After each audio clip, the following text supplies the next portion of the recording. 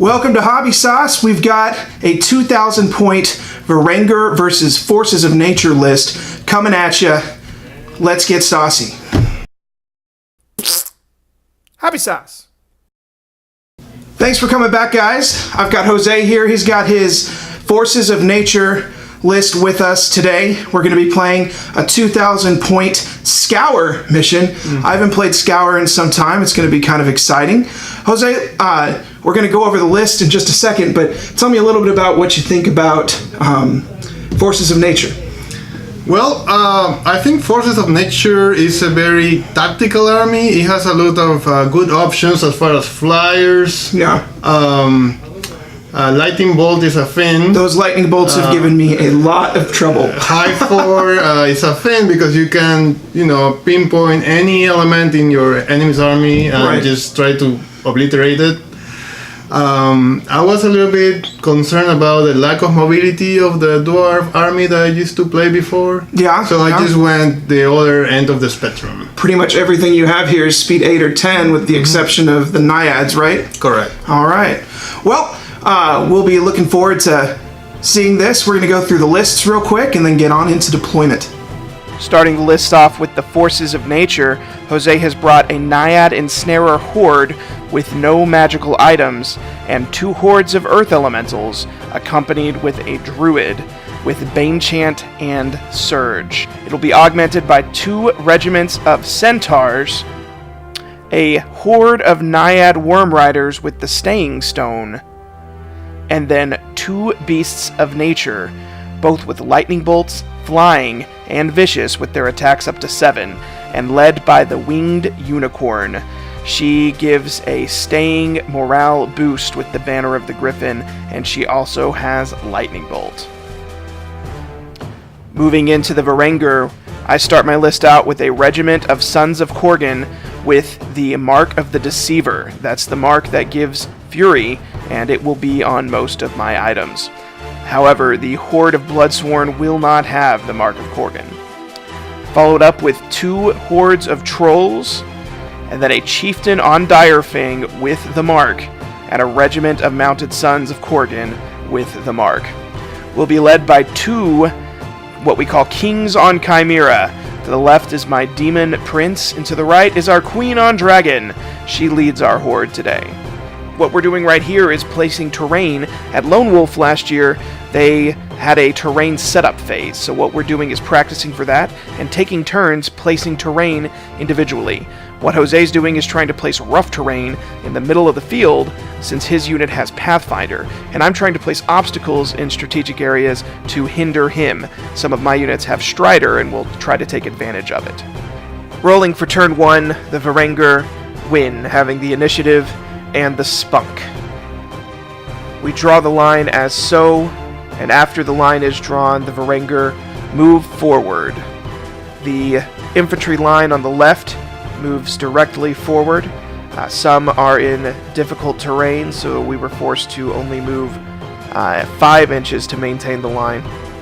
On the right side, the King on Chimera, the Demon, on the right, turns around and spins to try to get some sort of flank or set up for a better charge. The Mounted Sons of Korgan and the Queen on her Dragon advance slowly to set up for a better charge. Turn 1 for the Forces of Nature. Seeing 2 fronts, one on each flank, moving forward, the Forces of Nature move to address the faster and more dangerous flank on the left. The Beast of Nature, who I will call the Chimera, moves to the left. The Earth Elementals move forward, not committing. The Centaurs on the right side stay back and hold for the infantry line. The Druid moves forward with her Earth Elementals. The Naiads pivot along with the Naiad Worm Riders and the Pegasus, and the Centaur Riders actually retreat backwards to stay out of charge arc of the Kings on Chimera, the Dragon Queen and her Demon Prince. Shots are fired from the Pegasus and the Beast of Nature that did not move at the double. They deal 1 wound from their lightning bolts to the Mounted Sons of Korgan. Korgan Knights do not think much of lightning bolts. A 7 is rolled, meaning only a roll of 8. the Mounted Sons of Korgan stay. At the beginning of turn 2 for the Varangur, they look as so. The forces of nature have amassed heavily on the right flank and only have a small commitment to the left flank. The left flank moves forward, advancing. The trolls on the left turn behind a little bit to turn to meet with the group, however they can move the double next turn. The Centaur Riders are in range for that entire line, and we would be happy if they charged. It would likely be suicide for the Centaur Riders, as the remaining forces would eat them alive, and almost any of them should be able to take a charge from the Centaurs, especially with the Chieftain inspiring them. On the right, even with the combined might of a Queen on Dragon, a Demon Prince, and the Mounted Sons of Korgan, there are just too many troops over here. The Demon Prince and the Queen on Dragon move to the right, or left rather, to protect the Sons of Korgan. Remove. We are not running, we are merely committing to the middle of the board. We hope to meet with our infantry and fight in a manner that will allow us to win. Shots are fired from both the Demon Prince and the Queen on Dragon. Those go into the Naiad Ensnarers, and they deal 11 wounds. The fire breath from these creatures is great, but the Unicorn inspiring them behind keeps them alive. That is a horde of ensnarers. Turn 2 for the forces of nature. The Naiad Ensnarers, wounded, regen 5 wounds of those 11 dealt, leaving them with only 6 wounds remaining. Already the Demon Fire's burns are being healed. Realizing that the Varangur are recommitting to the center, the forces of nature encircle over to the left to try to set up a flank. One Beast of Nature charges into the Queen on Dragon. The remaining forces move forward and pivot some to face the center. The Earth Elementals move forward, again not really committing. The ones on the right do turn a bit to meet the infantry, but the ones in the center still stay in the center. Moving into shooting, the Unicorn throws a heal onto the wounded Naiads and heals 3 of those wounds, so they now only have 3 wounds on them and had 11 at the beginning of the turn. That is quite a turn of events. The remaining Beast of Nature throws a lightning bolt into the Demon Prince, and he thinks about as much of lightning bolts as my Mounted Sons of Korgan do.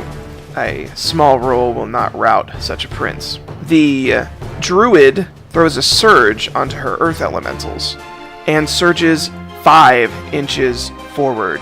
That is more than anyone was hoping for. Perhaps a surge of magic, who knows what it was, but it was actually unfortunate, because such a surge actually put them in range of the Mounted Sons of Korgan in a flank charge. Before, they were hidden underneath the forest. Now they are no longer in the front arc of the Mounted Sons of Korgan, but the side arc. And the Sons of Korgan realize the mistake that has been made and will soon capitalize on it. In combat, the Beast of Nature deals 3 wounds to the mighty Queen on Dragon, but such a small scratch will not harm her, and she laughs at the beast. At the beginning of turn 3 for the Varangur, they have to regroup to the center. They will do so by plowing over Earth Elementals and the dragons, picking off small things and holding people off. So the infantry line advances on the left. They are able to draw a full line. They were unable to charge, just out of charge arc for both of them. However, at this point, they are forcing the issue. They've moved so far that the Earth Elementals will be unable to move backwards to stay out of charge arc, and half of them can charge the Centaurs as well. With the Chieftain following us and with the high nerve of the entire line, they should be able to take charge from any of them, and perhaps even a double charge. So we are pushing forward. We have reserves as well. On the right flank, the Demon Prince and the Dragon move. The Demon Prince charges into the Druid. You can hardly see it there, but there is the Druid that surges the Earth Elementals. He charges into it, hoping to kill it quickly and then turn around to face the ensuing cavalry that's coming onto our right flank. The Dragon Queen moves directly in front, exposing a flank to those Earth Elementals. It was the only way to stay out of arc of the Griffin and stay out of range of the Centaur warriors, so she trusts that her mounted Sons of Korgan will be able to destroy those Earth Elementals. Moving into melee, there was no shooting this turn as the Queen moved at the double. Demon Prince deals 6 wounds to the Druid behind him, and the mounted Sons of Korgan deal 14 wounds, smashing into a rock wall and meeting it with the strength of Korgan. They are able to smash the Earth Elementals and destroy them. Unfortunately, the Demon Prince was held at bay by the Druid, rolling a very low number on the route check, and as so is exposing his rear to a horde of Naiad Worm Riders. He is strong, but they are too, and I am unsure if we will have him in the next turn. Turn 3 for the Forces of Nature. The Naiad Ensnarers, still wounded, regen 1 more wound, bringing them down to 2. That is quite a change from the 11 wounds they were originally dealt. On the left flank, the Forces of Nature hope to move their cavalry and swing it over into flank charges on the infantry line that's advancing on the right. However, the Earth Elementals and the Centaur warriors will be unable to hold that infantry alone and must have the cavalry come soon. As such, they move backwards, not in an attempt to get out of charge range, at least for the Earth Elementals, just in an attempt to regroup with their units. The Forces of Nature are relying on the strength of the Earth Elementals to hold a single charge, and the Unicorn comes behind them to give them the Banner of the Griffin for additional morale and support. The Centaur warriors are out of charge arc of everybody. Well, not arc, but range. They are just out of 10 inches from the trolls on their right. On the left flank, much more exciting, the Naiad Ensnarers move forward. The Griffin moves forward as it had no available charges, and the Centaurs and the Beast of Nature charge directly into the mounted Sons of Korgan. The Naiad Worm Riders, of course, charge into the juicy arc of that Demon Prince and hope to get him out in a single go. Such a victory will boost the morale of the Forces of Nature heavily, as that is a prized possession by the Varangur. Moving into shooting, the Griffin that was unable to charge and the Unicorn throw lightning bolts into the Queen on her dragon. They deal a total of 2 wounds, bringing it up to a full amount of 5 wounds, but again, this is nothing for our Queen. She holds easily from the ensuing lightning bolts. Into melee, the Beast of Nature and the Centaur warriors together deal 13 wounds to the mounted Sons of Korgan. That was a total of 14 wounds dealt to them. The Naiad Worm Riders deal 14 wounds to the Demon Prince. Both of them rout, and as such, the Varangur's cavalry is almost destroyed. The Queen will have to move and hide behind the line of her infantry and support it, as she will be unable to hold the momentum that the Forces of Nature have drawn. Turn 4 for the Varangur. Although it looks grim on the right side, the left flank holds strong. Those are strong and numerous Varangur infantry, and 4 of the objectives are over on this side. Should the Varangur be able to hold the line over here and claim all 4 objectives, they can still easily win this game. They move forward as such. The Queen moves backwards and retreats. Not as much retreats, she wouldn't want to say that, but she is protecting herself, at least for this one turn, to reform and support her line. The trolls and behind her move to position in a way where the flying creatures cannot get to her. Although she is in arc, there is no in arc and range, there is no way for those charges to land.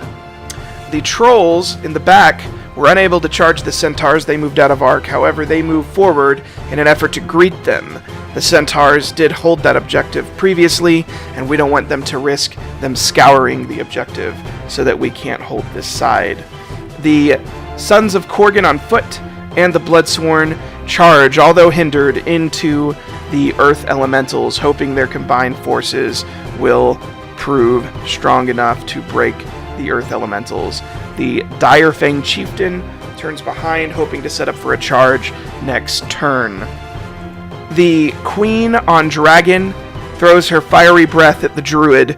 Knowing that the Demon Prince had already softened it up, she deals 4 wounds to it, bringing it to a total of 10 wounds, and the Druid falls. In combat, 11 wounds are dealt to the Earth Elementals, and although that is an astounding number, they do hold. Although we rolled a roll of 8 originally routing them, 7 does not. Their nerve value is 17. However, they are backed by the banner on the griffin from the unicorn, and that does hold them. Since they are unwaverable, they will hold instead of waver here. Moving into turn 4 for the forces of nature, they have a very strong left flank and are now in range and in striking distance. They will have to strike hard and fast to break the Varangur line, as that is still a large number of troops. First for regens, the Naiads on the left regen 1 more wound, bringing them down to 1 wound, and then the line strikes. The Naiad Worm Riders, the Earth Elementals, and a Beast of Nature all hit the regiment of the Sons of Korgan. Knowing that these are strong troops, the Forces of Nature decided to go for more overkill instead, so that they could reliably destroy a unit instead of putting wounds on a horde that definitely wouldn't break. The Centaur Warriors and the remaining Beast of Nature charge straight into the Trolls, a double charge that hopefully will break them. The Centaur Warriors on the far right charge into the Trolls, getting the first hit into a battle that will likely draw out for turns. The Unicorn moves behind to support her troops. The Unicorn throws some heals onto the Earth Elementals, and heals a total of 2 wounds.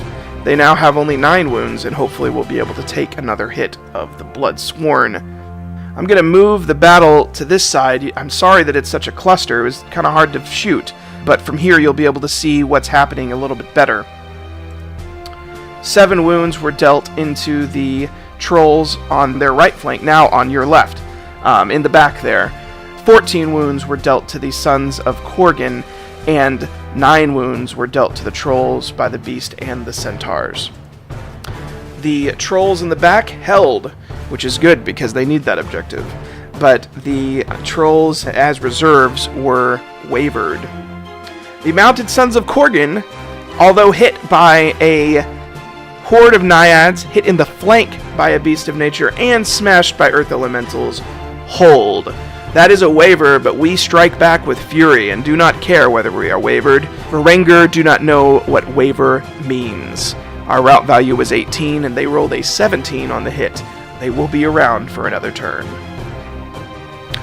Turn 5 for the Varangur. The Trolls, now wounded, begin to regen. The ones in the back heal 2, bringing them down to 5 wounds. The ones forward that were wavered heal 3 wounds, bringing them down to 6. This was an interesting combat. Everything is so close together that almost nobody can find a way to meet someone else. The Dragon Queen has no viable charges, none whatsoever. The Sons of Korgan, although surrounded and triple charged last time, can only charge back the Naiad Worm Riders. They could charge back the Earth Elementals as well, but they felt that the Bloodsworn would be able to finish them off. The Sons of Korgan wanted to charge the Beast of Nature here to ground them, and the Dragon would have been happy charging anything at all, but unfortunately could not. So the Queen moves behind the lines and turns to face the Unicorn, knowing that's the unit leader and holds the banner of the Griffin. Breaking such would be very useful and a bust of morale. The Sons of Korgan charge into the Naiad Worm Riders, and the Bloodsworn charge into the Earth Elementals. The Chieftain had no charges as well. He could not fit into anything, so he moves forward to help reinforce the Trolls, who may break next turn. The Queen on Dragon throws her fiery breath on the Unicorn. The Queen deals 4 total of wounds, but does not manage to kill her. She does waver the Unicorn, however, so the Unicorn will not be able to run from the Queen's wrath. In damage, the Trolls in the back deal 4 wounds to the Centaurs. Perhaps the Unicorn was granting them help because the Trolls, out of 18 attacks, scored 12 hits and were wounding on 2s. However, they only got 4 wounds. Sometimes luck just isn't on your side. The Bloodsworn were only able to deal a single wound to the Earth Elementals. That does check for a waiver check, but is less wounds than we were hoping for. The Sons of Korgan hit 8 wounds into the Naiad Worm Riders. The Trolls in the back do not bust the Centaurs. The Bloodsworn rolls a 10 against the Earth Elementals. This would normally break Earth Elementals, however, they are boosted by the Banner of the Griffin, and as such, they hold back unwavered. The Naiad Worm Riders are hit for 8, and then we roll an 11 and a 10. That's a total of 18. Their nerve is normally 15-17. However, they have the new Clash of Kings 18 Staying Stone and are boosted by the Banner of the Griffin. Combined, they only waver on a roll of 18, as their nerve is 17-19. Turn 5 for the Forces of Nature. Everything seems to be primed exactly where they want it, and they're ready to move. The Beast of Nature, not grounded as he could not be attacked, charges over the line and into the flank of the Trolls so that he can support his Centaur warriors, who also charge into the Trolls. In the back, the other Beast of Nature and the other unit of Centaurs charge into the other unit of Trolls, just as before. The Earth Elementals charge into the Sons of Korgan, ready to break them. The Worm Riders and the Unicorns stay where they are, as they are wavered from the Varangur's might. 8 wounds are dealt into the Trolls in the back, to a total of 13. 6 wounds are dealt into the Sons of Korgan, to a total of 20. And 8 wounds are dealt into the Trolls for a total of 14. With their might, all of them are broken this turn, and the Varangur's army is halved. The Unicorn will see her army begin to win right before her life is snatched from her. Perhaps the final turn for the Varangur, they work quickly to avenge their fallen comrades. Although they are outnumbered 7-3, they will not falter, and will strike back with the hatred they hold dear. The Queen on Dragon moves forward into the Unicorn, hoping to slay their leader, and as such, break their morale. The Chieftain on Direfang charges into the Centaurs, heedlessly ignoring all of the danger around him to kill who has struck down his Trolls, and the Bloodsworn, moving forward with fury, hope to break down the Elementals into the pebbles they once were, and charge forward again to break them. 5 wounds are dealt to the Earth Elementals, 11 wounds are dealt to the Unicorn, and 6 wounds are dealt to the Centaurs, and all of them fall to the might of the Varangur, as they cry out their war cries and cause terror amongst the forces of nature. After the ensuing fight, we have an overhead shot to show what is left remaining. The forces of nature hold 2 objectives at this point, and the Varangur only hold the one on the pond. The forces of nature know the field is won, but knowing that their queen was killed, they want revenge. They move forward and charge the flanks of the Bloodsworn. 2 beasts of nature and the Naiad Worm Riders charge into them, and together deal 9 wounds. These are a horde of Bloodsworn, however, and such a small showing will not waver them. They hold.